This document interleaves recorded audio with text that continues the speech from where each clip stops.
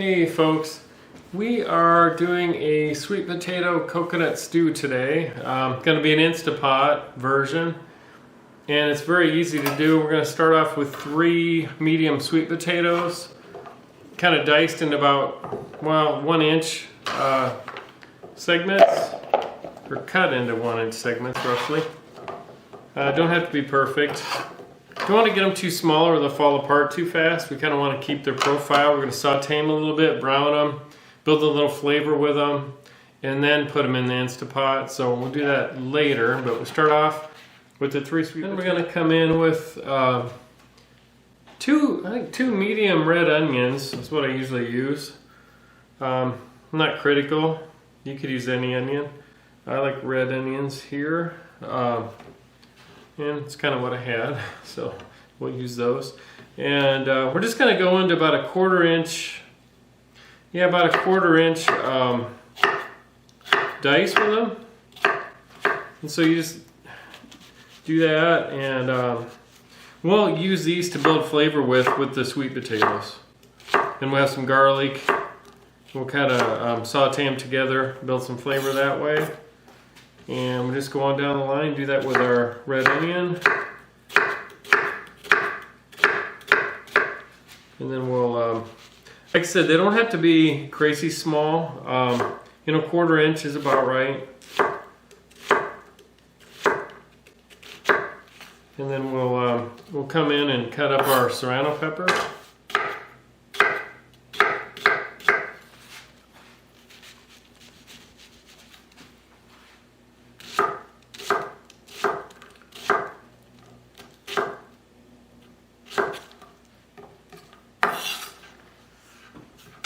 And the onions are doing their magic.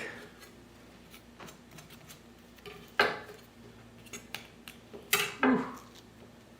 Yeah. They do something, don't they?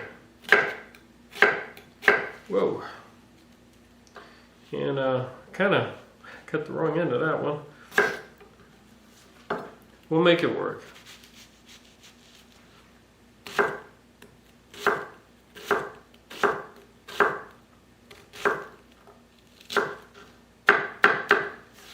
And we got our onions, and I think I need a Kleenex. My eyes are...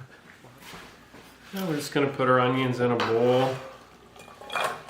It's quite a bit of onions, but they break down. They add a ton of flavor. May not use them all. I mean, I usually use about 2 mediums. That's kind of what these were, so I'll probably use them.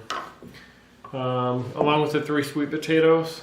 And got a couple serrano peppers. They look like jalapeno peppers. They're a little bit spicier, so you want to watch it a little bit. Normally use 2 with this recipe.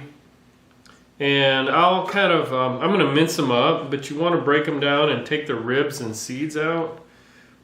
Most of the heat is in the ribs and the seeds. I forget what the ratio is, but like 30% of the heat's in the flesh, and the rest of it's in the ribs and seeds, something like that. So you're getting rid of most of the fire when you get rid of the ribs and the seeds. And serrano peppers you have to be a little careful with. They do have a little bit of fire. So just gonna do that. And if you miss some ribs and seeds, it's no big deal.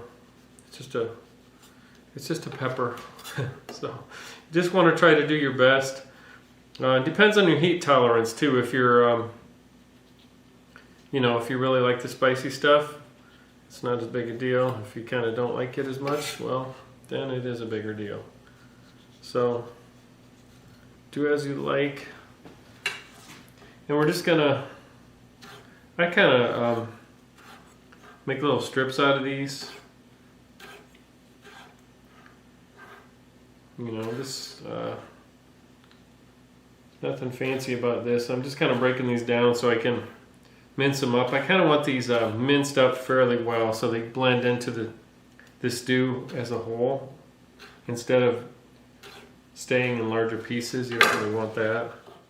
You want to be really careful here with your fingers and with your well, mainly with your fingers, not only to keep from cutting them off or injuring yourself when you're doing this, but you also want to make sure you don't touch your face or your eyes, especially when you're messing around with these things. You get the juice on your eye, or in your eye, or around your face. It can be a bad deal. Just kind of break them down like that. And you have to be careful here because these things will spit and spatter at you, and that juice can pop right up at you. Get in your eye can be a bad thing. So I just kind of do that with them. They don't have to be perfectly, broken down into dust particle size. You just want to break them down. Get them fairly small. And we got our peppers. And next we're going to come in with 3 cloves of garlic. And I'm going to break those down. And we'll actually mince them. I just kind of take the cloves of garlic and smash them. Kind of hit your fist on it like I just did with the side of the knife.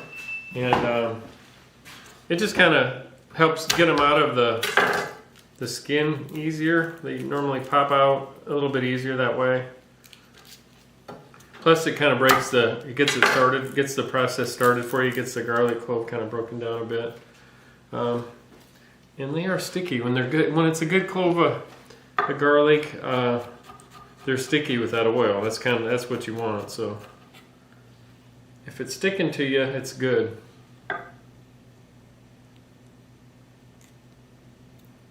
And garlic can be a little bit interesting to work with in that respect sometimes. But it's good. That's what you want. You want good fresh garlic. So I'm just getting these broken down a bit. Let me just kind of go to town with them, breaking them down. You want these, the more you mince the garlic, the more flavor they're going to impart to your dish. So you want the garlic pretty much to run throughout the whole dish, to flavor the whole dish, instead of being in pieces where you just get a bite here and there. So we're going to break this garlic down into, kind of make a paste out of it. What I'll do is just kind of take some kosher salt and put it on there. Kind of use that as an abrasion. And I saw that, I think Irish Chef Bobby Flay on the cooking channel does that. That's where I saw it. Just kind of use it as almost like a sandpaper type deal, where that kosher salt is helping to break the garlic down into a paste. I really don't have the best knife to be doing this. This is a Japanese, really thin bladed knife. You kind of want to use an English style knife with a thicker blade, so you don't bust the edge of your knife off when you're running it sideways. But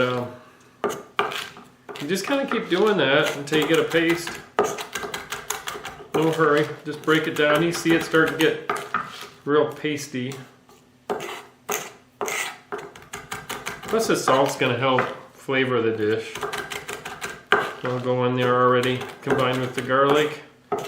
And we're going to mix that with the sweet potatoes and some onions and start that before we even turn it in on the Instapot mode. So we're pretty good there.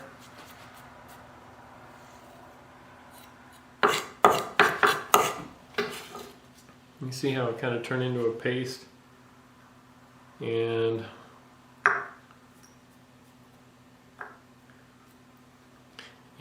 into the bowl it goes.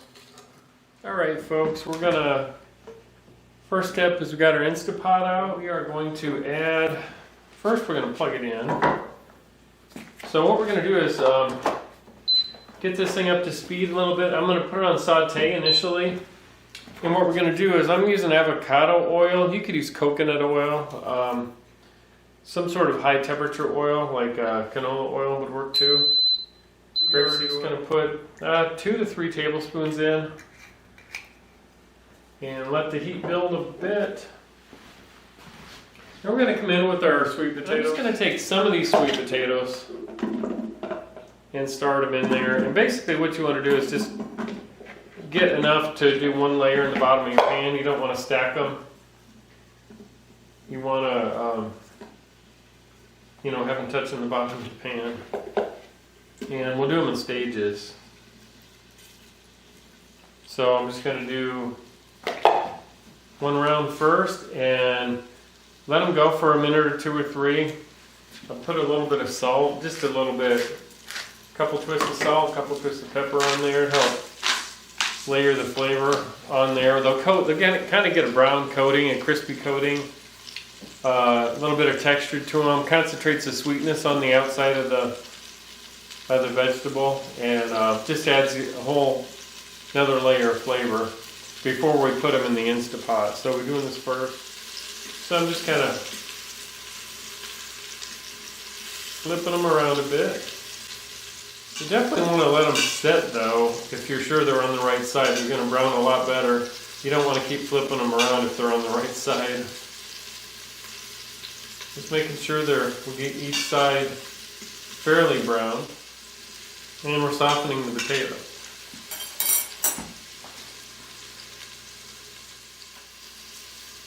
Alright, so it looks like we've got a nice brown layer on there. We've softened them a bit.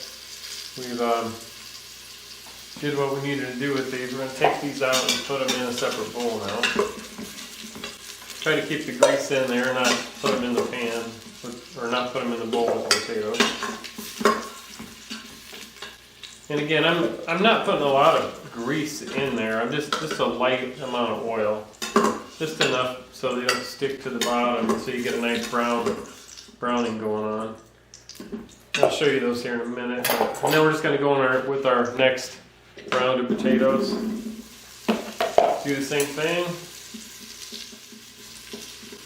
And again, this just takes 3 or 4 minutes. It's no big deal. You want to do this, it really builds the flavor. And it just layers the flavor on. And it really brings out the sweetness in the potatoes and starts the cooking process. Adds some texture to them. So you want to do this for sure. And here's kind of what you'll see when they come out. Again, you can see that. Kind of got a little bit of browning. Some sides you got a little bit of blackening. Some sides none. So it's just doesn't have to be perfect. But you've got some browning there. You've done what you needed to do. Now we're just going to wait on it. All right, I think we've got our second round of sweet potatoes, the flavor, how we want it. We got them browned. So we are going to take those out of there.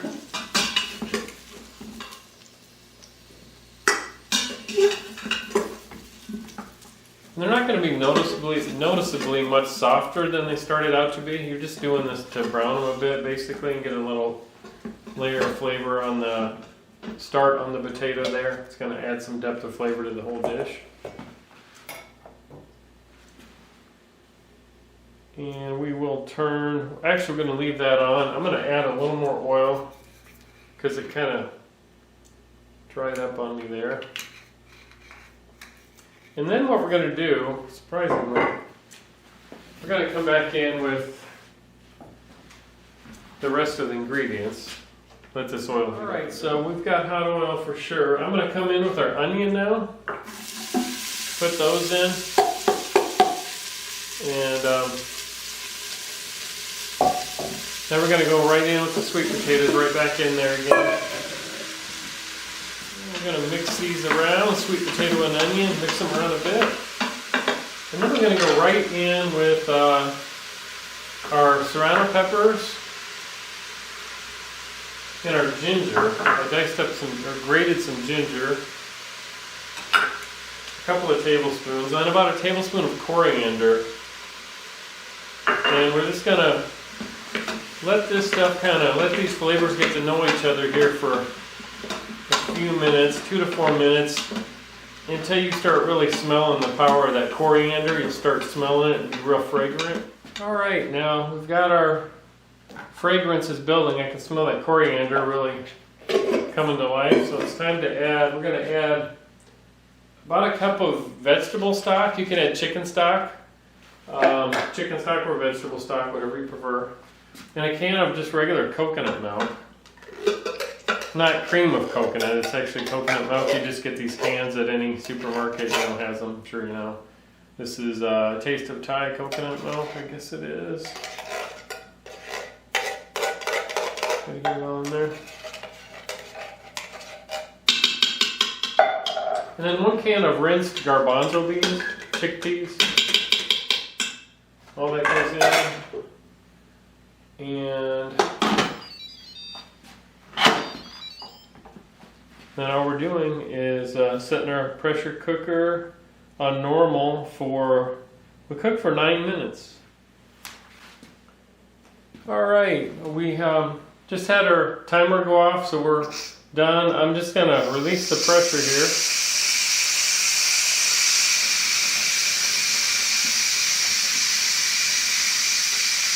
So we want to quickly release the pressure after it goes off and not let it come down off pressure on its own.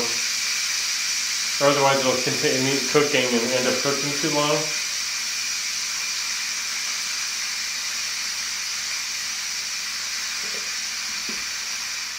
We're getting there.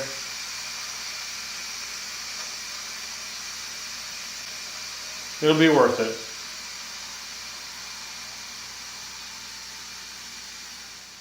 Usually kind of hear a click when it's ready. There we go.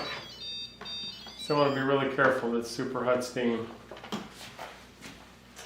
And we have our sweet potato coconut stew ready to eat. And what I'm going to do is get some cilantro and some avocado and some lime juice. And I'll squirt a little lime juice in there, some cut up pieces of fresh avocado, and fold some cilantro in there. It's going to be really good. Alright, so we've got some cilantro cut up there. Just going to open an avocado. This one feels pretty ripe. Maybe a little bit too ripe, but no, it actually looks really good. I'm going to be careful with not cutting yourself. And yeah, and then I'll just take the avocado and kind of, this is really ripe. I mean, this would be a beautiful one to use. I'll just kind of use that as part of the top layer of soup there, along with the cilantro. I'll get this prepped here. And there we have our sweet potato coconut stew. And I put the cilantro in there, a little bit of avocado, and a little bit of lime juice. The lime juice kind of cuts through the fat of the coconut milk and brings it to life. It's a really flavorful dish. I'm going to put a little cracked black pepper on there. And you probably can't see it, but yeah, it turned out good. I'll try to get a better angle here. Wish you could smell it. It's really good.